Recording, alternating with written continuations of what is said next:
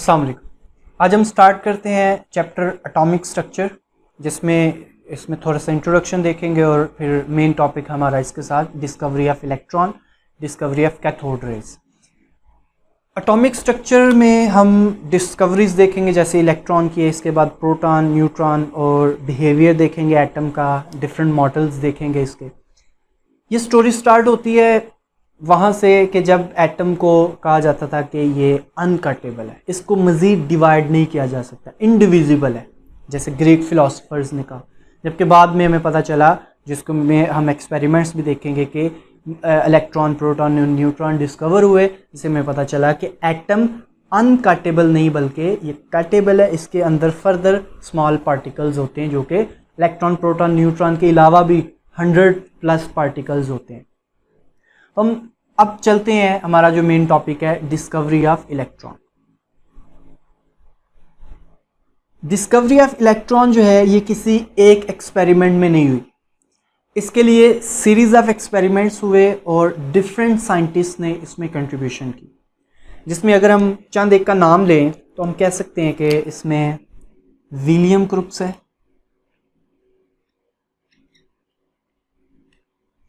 इसके अलावा अगर हम देखें जे थॉमसन, इसके अलावा अगर आप देखें जे पैरन और स्टोने।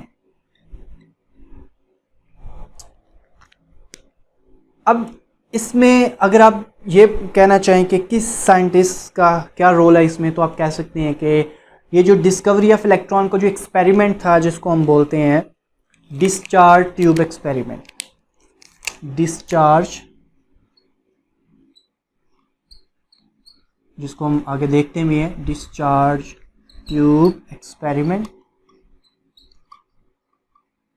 इस एक्सपेरिमेंट के थ्रू ये डिस्कवर हुआ। इसको स्टार्ट किया एक्सपेरिमेंट्स को विलियम क्रुक्स ने, जबकि जो मेन, जिसको हम कहते हैं कि मेन क्रेडिट जाता है इलेक्ट्रॉन की डिस्कवरी का, बहुत ज़्यादा रोल है वो जे थॉमसन का। और डिस्कवरी, हम जब भी आपसे पूछा जाए कि इलेक्ट्रॉन किसने डिस्कवर किया तो हम जे थॉमसन का नाम ही लेते हैं। इसने बहुत सी प्रॉपर्टीज़ को स्टडी किया, कैथोड, ये जो कैथोड रेज है, जो इलेक्ट्रॉन्स है, और स्टोने ने इनको नाम दिया। इलेक्ट्रॉन नाम जो दिया है वो स्टोने ने दिया है। तो इस तरह इन साइंटिस्ट ने डिफरेंट जो है वो कंट्रीब्यूशंस की, जिससे इलेक्ट्रॉन डिस्कवर हुआ। अब हम ये डिस्चार्ज ट्यूब एक्सपेरिमेंट देखते हैं कि ये किस तरह से परफॉर्म किया और किस तरह से ये कैथोड रेज डिस्कवर हुई। डिस्चार्ज ट्यूब एक्सपेरिमेंट जो है, इसके थ्रू इलेक्ट्रॉन डिस्कवर हुआ। हम देखते हैं पहले इसमें जो अपरेटस क्या होता है, फिर उसके बाद इसका प्रोसेस, वर्किंग इसकी देखते हैं। इसके अपरेटस में सबसे पहले हम कहते हैं कि इसमें कैथोड रे ट्यूब होती है, कैथोड रे ट्यूब।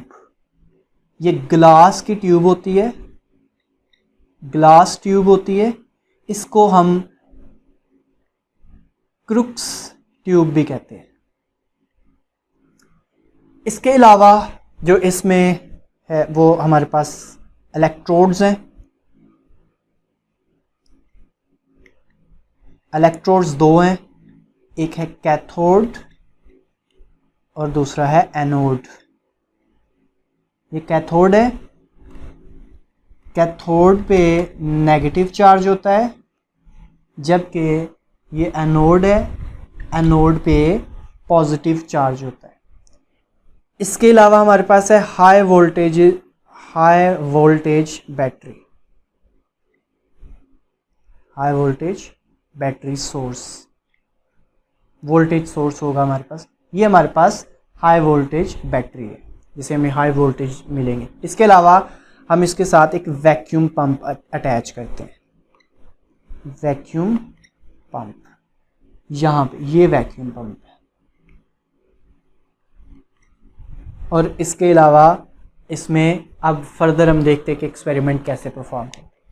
क्या किया जाता है कि विलियम क्रुक्स ने सबसे पहले जो एक्सपेरिमेंट किया था, एक्चुअली वो गैसेस में से इलेक्ट्रिसिटी पास करवा रहा था, उसका एक्सपेरिमेंट कर रहा था, जिसको कि फर्दर जब देखा गया तो सीरीज ऑफ एक्सपेरिमेंट से पता चला कि इलेक्ट्रॉन डिस्कवर हुआ उससे। एक्सपेरिमेंट इस तरह परफॉर्म किया जाता है कि इस कैथोड रे ट्यूब में कोई गैस फिल की उसने, विलियम क्रुक्स ने।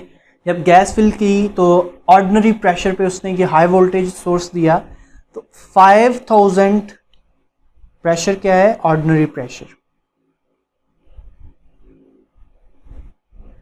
ऑर्डिनरी प्रेशर, आम एटमॉस्फेरिक प्रेशर आपको पता है कितना होता है, 180 एम, 760 टॉर या 760 mmHg। 5000 वोल्ट्स उसने इसको करंट दी, तो उसने कोई भी इसमें करंट पास होती नहीं देखी, कोई उसने ग्लो नहीं देखा, नो ग्लो और फ्लोरिसेंस, कोई चमक या कोई ग्लो उसे नजर नहीं आया, फ्लोरिसेंस। इसके बाद क्या किया उसने कि इसका प्रेशर रिड्यूस किया। जब इसका प्रेशर 0.1 टार तक रिड्यूस किया, या इसको टार की बजाय mmHg भी कह लें, एक ही बात है क्योंकि टार और mmHg इक्वल होते हैं। जब प्रेशर को रिड्यूस करके 0.1 टार किया और उसने प्रेशर इसको वोल्ट्स दिए 10,000 वोल्ट्स। अब पहले आप ये देखिए कि ऑर्डिनरी प्रेशर पे ये क्यों ग्लो नज़र नहीं आया, उसे फ्लोरेसेंस नज़र नहीं आया, क्यों?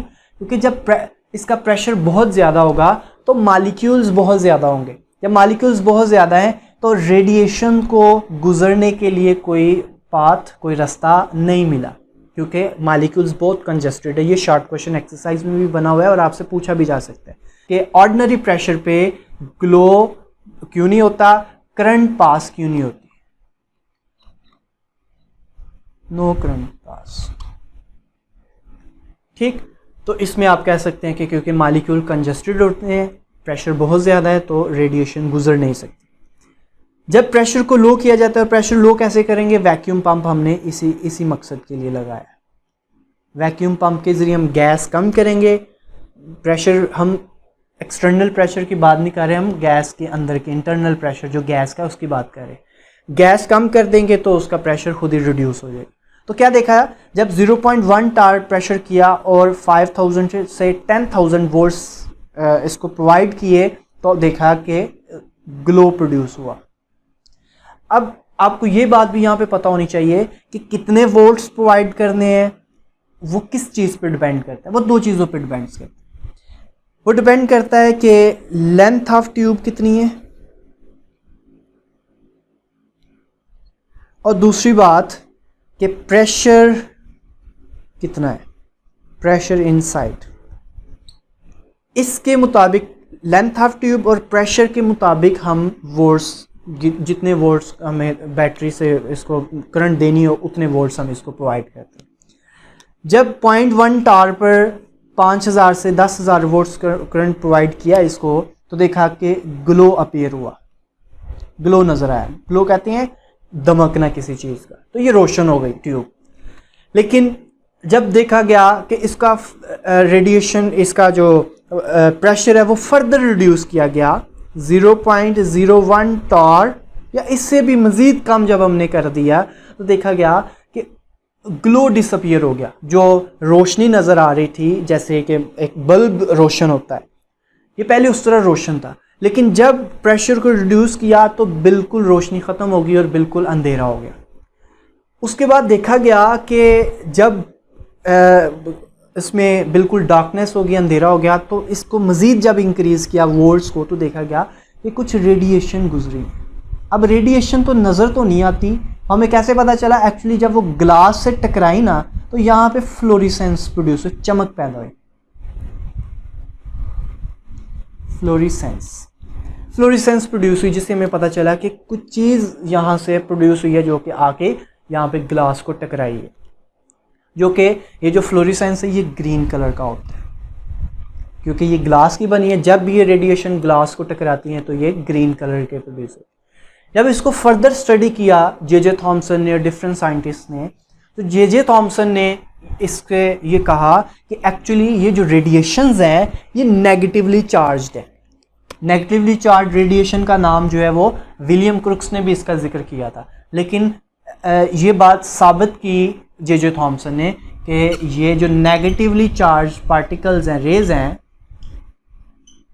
नेगेटिवली चार्ज्ड रेज हैं ये इलेक्ट्रॉन्स हैं। ये बाद में जे थॉमसन ने इसको जो है वो प्रूव किया था। तो इस तरह से क्या हुआ कि इन रेडिएशंस को जब स्टडी किया गया तो हमें पता चला कि ये इलेक्ट्रॉन्स हैं। इन रेडिएशंस को कैथोड रेज का नाम दिया गया। दीज आर कैथोड रेज, क्योंकि उनका मानना ये था कि ये जो रेडिएशंस हैं ये कैथोड से प्रोड्यूस हुई हैं, तो इसको नाम दे दिया गया कैथोड रेज का। जो कि बाद में पता चला, इसकी रीज़न भी पता चली कि एक्चुअली ये कैथोड रेज कैसे आती हैं, उसकी एंड पे मैं थोड़ी सी बात भी करूँगा। इस कैथोड रेज को स्टोने ने नाम दिया, जो कि हमने स्टार्ट में बात की थी कि उसका भी इसमें एक कंट्रीब्यूशन है। स्टोने ने इन कैथोड रेज को इलेक्ट्रॉन का नाम दे दिया, जो कि जे थॉमसन ने इसको इस बात को प्रूव किया था। अब हम बात करते हैं कि ये जो रेडिएशंस है, जो कैथोड रेज हैं, ये प्रोड्यूस कैसे हैं। इसमें मैंने स्टार्ट में जैसे कहा था कि हम इसमें गैस फिल करते हैं, तो मैं कुछ मालिक्यूल्स बना लेता हूँ। वो मालिक्यूल्स कैसे होंगे, अगर मैं चंद एक बना लूँ, उसको बड़ा करके बना लेते हैं। जैसे ये गैस मालिक्यूल है और ये एक कोई और गैस मालिक्यूल है। वैसे तो बहुत ज़्यादा होंगे, लेकिन मैं जस्ट आपको समझाने के लिए यहाँ पे 2 मालिक्यूल्स बनाए। ऑर्डिनरी प्रेशर पे बहुत ज़्यादा मालिक्यूल्स होते हैं तो करंट पास नहीं होती, कोई रेडिएशन, कोई फ्लोरेसेंस नज़र नहीं आता। जब प्रेशर कम करते हैं तो फ्लोरेसेंस नज़र आता है हमें। अब ये रेडिएशन कहाँ से है, जब इसको बैटरी से जोड़ते हैं तो यहाँ से निकलते इलेक्ट्रॉन्स। ये इलेक्ट्रॉन्स क्योंकि यहाँ पे नेगेटिव चार्ज है और यहाँ पे पॉजिटिव चार्ज, ये इलेक्ट्रॉन पे नेगेटिव चार्ज होता है तो ये एनोड की तरफ मूव करेगा, एनोड की तरफ भागेगा। ये जब ये इसकी तरफ मूव कर रहा होता है तो रास्ते में, इसके रास्ते में क्या होगा, मालिक्यूल्स है। ये क्या करेगा, ये इन मालिक्यूल्स के जो इलेक्ट्रॉन्स है उससे ये टकराएगा और इनको क्या कर देगा, नॉकआउट कर देगा। इस तरह क्या होता है कि ये रेडिएशन, ये इलेक्ट्रॉन्स जो हैं जब ये मूव करते हैं तो ये रेज बनते हैं और ये इस तरह इसकी तरफ मूव करते हैं। और ये फ्लोरेसेंस कैसे नज़र आता है, जब ये इस ग्लास को टकराते हैं तो वहाँ से फ्लोरेसेंस हमें नज़र आता है, चमक नज़र आती है, जिसको बाद में कहा गया कि ये कैथोड रेज है, जिनको के इलेक्ट्रॉन्स कहा गया। तो इस तरह से ये रेडिएशंस प्रोड्यूस होती हैं। तो ये हमने देखा कि इलेक्ट्रॉन कैसे डिस्कवर हुआ। अगर आपका कोई क्वेश्चन है तो वो आप पूछ सकते हैं। अल्लाह हाफिज़।